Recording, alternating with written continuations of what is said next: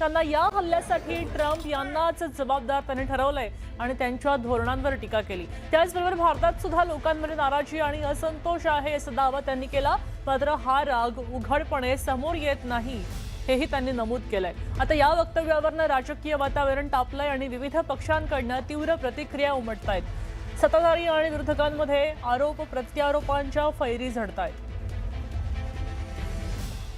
जैसी करनी वैसी भरनी, जैसा करेगा वैसा भरेगा।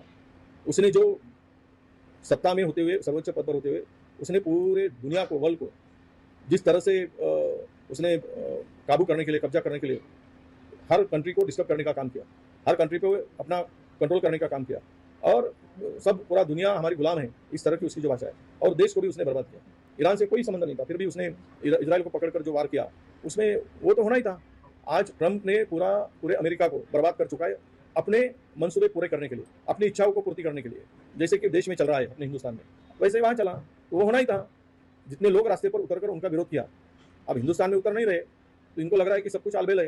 लोगों में वही भावना आज भी है कि पूरी हिंदुस्तान भी वो बर्बादी के रास्ते पर चल रहा है। ट्रंप के साथ हुआ ये सही मायने से उस सर्वोच्च पद पर आसीन व्यक्ति के बारे में नहीं होना चाहिए था, और जैसे करेगा तो जनता उसका जवाब देगी।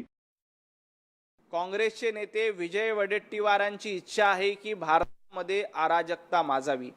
तुम्हाला आठवत असेल बांगलादेशमध्ये हिंसाचार झाला तेव्हा यांनी असेच मुंगेरी लालखे हसीन सपने बघितले।